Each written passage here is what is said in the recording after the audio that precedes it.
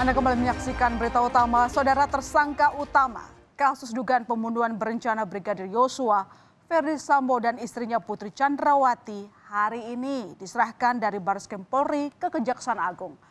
Dengan diserahkannya para tersangka, pertanda sidang kasus ini akan segera digelar.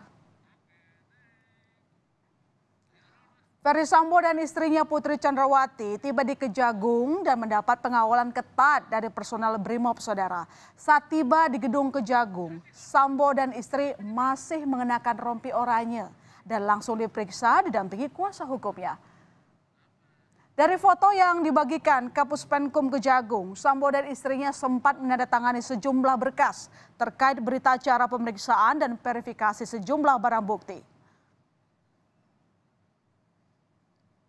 Ya, tidak hanya Ferdy Sambo dan istrinya yang diserahkan ke Kejaksaan Agung. Tersangka lainnya, sang ajudan Richard Eliezer yang konon diperintah Sambo untuk mengeksekusi Brigadir Yosua juga diserahkan ke Kejaksaan Agung. Eliezer pun kini resmi menjadi tahanan Kejaksaan Agung, saudara. Oke, dan selain Richard Eliezer, dua tersangka asisten rumah tangga keluarga Sambo, Kuat Maruf dan ajudan Sambo lainnya Ricky Rizal juga diserahkan ke Kejagung. Keduanya juga kini jadi tahanan Kejagung. Dengan diserahkannya semua tersangka, kasus dugaan pembunuhan berencana Brigadir Yosua ini, Kejagung berencana menyerahkan surat dakwaan Sambo CS ke Pengadilan Negeri Jakarta Selatan Senin pekan depan. Dan usai menjalani pemeriksaan Kejagung, Sambo keluar dan sempat memberikan pernyataan. Sambo menyatakan menyesal dan mengaku emosional atas dugaan pelecehan terhadap istrinya di Magelang. Sambo bersikukuh menyatakan jika istrinya tidak bersalah dan meminta maaf kepada orang tua Yosua. Saya terima sangat saya sangat menyesal, sangat emosi pada saat itu.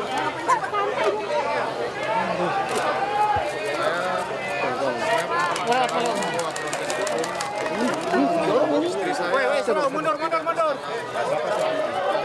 apa-apa, justru menjadi korban. Saya menyampaikan permohonan maaf kepada pihak-pihak yang sudah terdampak atas perbuatan saya. Yang naik termasuk bapak dan ibu dari Turun. Ya, Pak. Terima kasih, Pak. Nah, selanjutnya saudara, selain tersangka kasus pembunuhan berencana, kami akan paparkan satu persatu tersangka perintangan penyidikan kasus pembunuhan Yosua. Pertama, ada nama Hendra Kurniawan. Bawahan Ferdy Sambo ini sebelumnya menjabat Karopaminal Divisi Propam Polri. Ia diduga berperan ikut memerintahkan untuk menghalangi penyidikan pembunuhan Yosua. Dan selanjutnya ada Agus Nurpatria yang sebelumnya menjabat Kepala Detasemen Biro Paminal Divisi Propam Polri. Ia berperan memimpin prarekonstruksi dan mengumpulkan CCTV di sekitar tempat kejadian perkara di rumah dinas Ferdy Sambo di Duren 3, Jakarta Selatan. Lalu kita akan bergeser, ada Baikuni Wibowo, saudara, yakni mantan Kepala Subbagian Riksa Biro Pertanggungjawaban Profesi Divisi Propam Polri. Baikuni berperan sebagai orang yang mengumpulkan dan merusak CCTV di sekitar TKP rumah dinas Sambo di Duren 3. Ada lagi nama Cuk Putranto, mantan Kepala Subbagian Audit Etika Biro Pertanggungjawaban Profesi di Divisi Propam Polri ini berperan mengumpulkan dan merusak CCTV di sekitar TKP.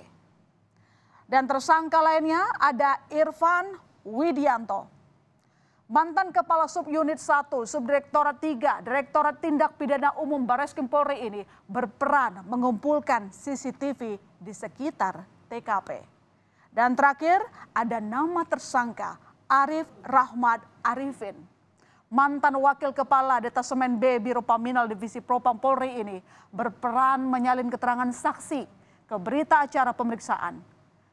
Selain itu, Arif juga menyusun berkas laporan pelecehan istri Sambo, Putri Chandrawati.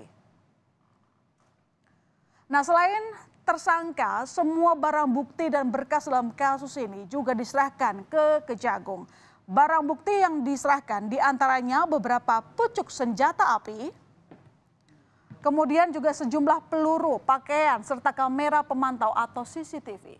Dengan sudah diserahkannya berkas dan barang bukti dalam kasus ini, kejaksaan dituntut segera membuat dakwaan dengan uraian yang jelas dan segera dilimpahkan ke pengadilan. Sehingga paling lama 3 minggu ke depan jadwal sidang sudah bisa ditetapkan.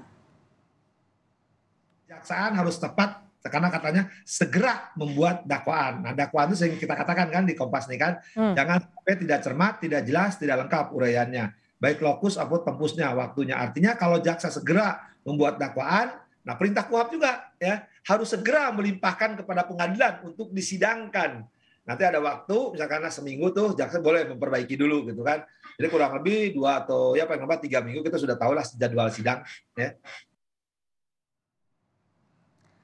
Dan yang juga ditunggu adalah kesaksian Richard Eliezer di persidangan. Kuasa hukum tersangka yang juga menjadi justice collaborator dalam kasa hukum ini menyatakan akan ada kejutan yang dibeberkan di persidangan nanti.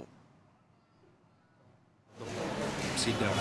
Nah, kedepannya kami dari tim penasihat hukum akan mempersiapkan strategi-strategi bagaimana untuk membela dan Baradae. Ya, kita ada kejutan nanti di pengadilan dalam rangka membela Baradae. Yang menarik juga saudara adalah perbedaan keterangan yang disampaikan Ferdy Sambo dan ajudannya Richard Eliezer saat peristiwa pembunuhan Brigadir Yosua terjadi. Bahkan perbedaan keterangan ini tampak pada adegan rekonstruksi kasus ini. Dalam berita acara pemeriksaan, Sambo mengaku tidak ikut menembak Yosua. Sambo mengaku hanya memerintahkan Eliezer untuk menghajar Yosua. Ia juga mengaku panik dan juga bingung saat melihat Yosua terkapar. Namun Sambo mengakui ia melepaskan tembakan ke dinding setelah Yosua ditembak. Sambo pun lalu menaruh senjata HS-9 di samping tubuh Yosua. Sedangkan pada keterangan Richard Eliezer, saudara, ia mengaku menembak Yosua karena diperintah oleh Sambo. Ia pun mengakui melepaskan tembakan sebanyak 3 kali ke Yosua dan yang paling signifikan, yakni Eliezer mengaku melihat Sambo melepaskan tembakan 2 kali ke kepala Yosua. Lalu ia juga melihat Sambo menembakkan pistol ke arah dinding. Eliezer pun menyebut selain ia dan Sambo, Ricky Rizal dan Kuatmaruf juga ada di lokasi saat penembakan terhadap Yosua dilakukan. Kuasa hukum bilang Ferdy Sambo dan Putri Chandrawati siap menjalani persidangan setelah semua berkas pemeriksaan dan barang bukti diserahkan ke kejaksaan. Saat ini, kuasa hukum masih fokus untuk menyusun fakta dan memaparkan bukti di persidangan. Kami akan fokus setelah ini untuk membaca seluruh berkas-berkas yang ada, melihat setiap detail bukti yang ada, dan tentu saja di proses persidangan nanti kita akan uji semuanya secara seimbang. Jadi fakta akan kita letakkan di tengah. Nanti kami berharap tentu saja majelis hakim juga, kami percaya juga pada majelis hakim akan objektif dan adil dalam hal ini. Perang pembuktian dan pembelaan akan tersaji di meja hijau di persidangan kasus dugaan pembunuhan berencana Brigadir Yosua. Banyak yang menantikan fakta yang sebenarnya dari kasus yang sangat menyita perhatian publik ini. Persidangan yang akan membuktikan.